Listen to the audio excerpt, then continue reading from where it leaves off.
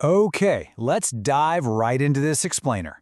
Today we're going to explore the fascinating lore, the in-universe biology, and the incredible real-world origins of pop culture's most legendary ultimate weapons. You know when you're watching a sci-fi show or a superhero movie and you get to that massive apocalyptic finishing move, the attack that lights up the entire screen and saves the day at the very last second?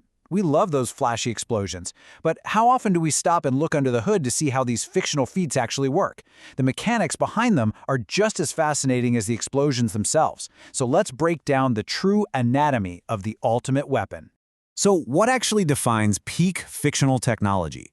To truly understand what makes a giant-scale finishing move an ultimate weapon, we have to look at the sheer scale of power they possess, and honestly, more importantly, how that power is generated in the first place. Are we talking about weapons that are purely mechanical engineering, hammered together in some high-tech lab, or is there a biological, almost elemental aspect to them that makes the weapon an extension of the hero's very own body? Figuring that out takes us on a pretty amazing journey spanning decades of pop culture history. Just look at the contrast here between two completely different philosophies of ultimate power. On one side, we have modern Western marvels like the 2018 mechanical god-killer armor MK2, created by Jason Aaron and Ed McGuinness for Marvel Comics. It is the absolute pinnacle of external, artificial hardware. But compare that with the blueprint for them all, the 1966 biological pioneer known as Ultraman's Spatium Beam. This isn't a weapon you put on, it's a weapon you literally are. It's this foundational piece of fictional tech that ended up influencing entire generations of heroes. And the real-world origin story behind this beam?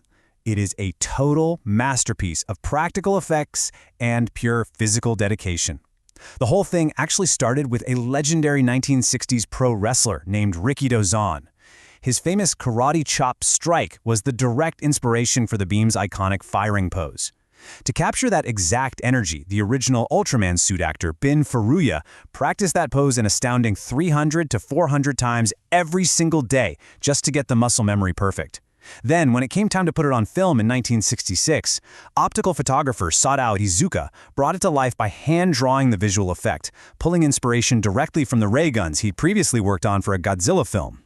Now we've got to bust a massive fan myth right here, because this is super interesting. For decades, fans speculated that the famous crossed-arm firing stance was a reference to the Christian cross, supposedly because the creator, E.G. Tsuburaya, was Catholic. Well, actually, scratch that. The truth is entirely practical. The crossed arms have absolutely zero religious symbolism. Furuya designed that stance purely around the wrestling chop, while specifically making sure his left arm didn't block the hero's vital color timer on his chest. He had to ensure that timer remained fully visible on camera for the audience. So where did the name actually come from? It wasn't some grand proclamation handed down from the heavens. Science Special Search Party member Akiko Fuji actually coined this legendary name right there on the spot. After watching the giant hero use this unbelievable attack to destroy the fugitive alien Bolton, she recognized the elemental properties of the blast and casually gave it the moniker that would stick for over half a century, the Spatium Beam.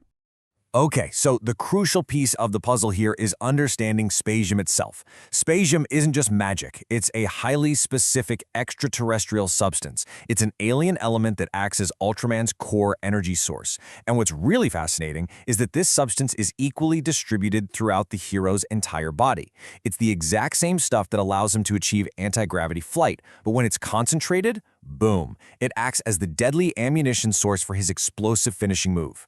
So, how does he actually fire it? Well, looking at the incredible in-universe biology straight from the 1967 Kaiju Anatomy Encyclopedia, firing this ultimate weapon requires a highly precise three-step biological process. Step 1. The hero has to draw negative or minus spatium energy specifically to his right arm. Step 2. He draws positive spatium energy to his left arm. And Step 3. By crossing his forearms together, he physically closes the circuit, igniting the spark that unleashes the beam. He is essentially turning his own body into a giant, living battery. And the output of that living battery is absolutely staggering. That simple biological spark unleashes a devastating beam, packing 500,000 degrees of heat and an unbelievable 500,000 horsepower of destructive kinetic force. But what's even more terrifying? The speed. Once that circuit is closed, the beam travels from his arms to its target in just 0.1 seconds. Literally, blink and you miss it. It is a nearly unavoidable flash of overwhelming destruction.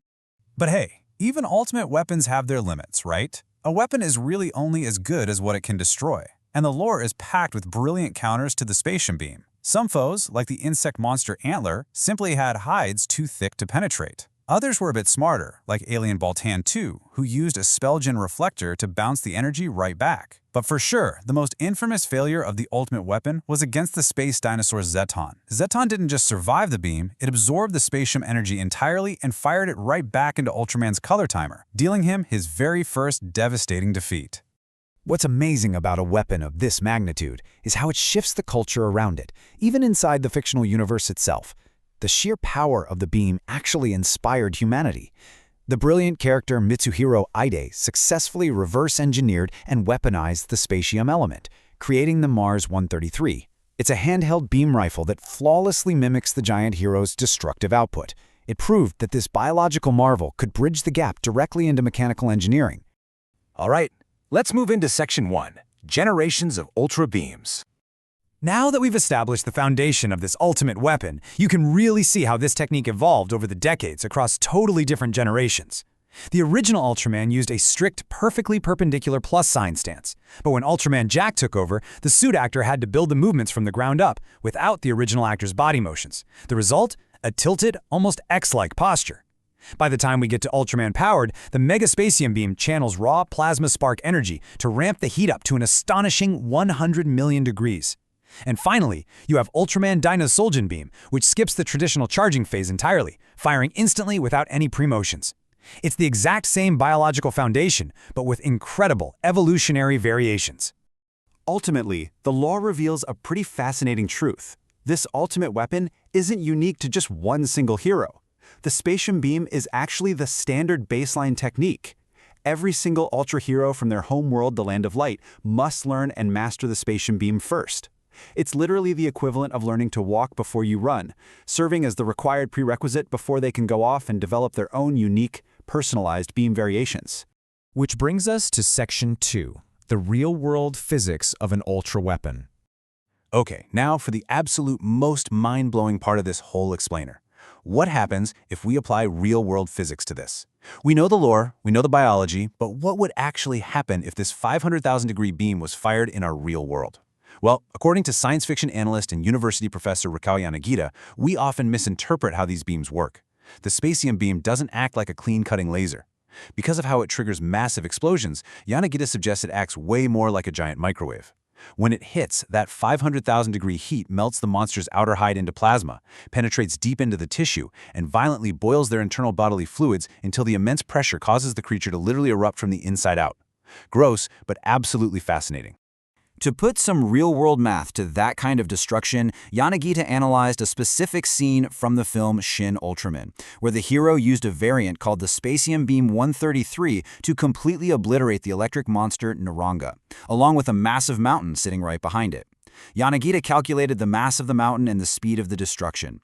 His results? That single attack unleashed a staggering 9,600 gigajoules of pure energy. To give you some context on that scale, that is hundreds of times stronger than the absolute maximum electrical output of the monster it was fighting. All of this leaves us with one final, slightly terrifying thought.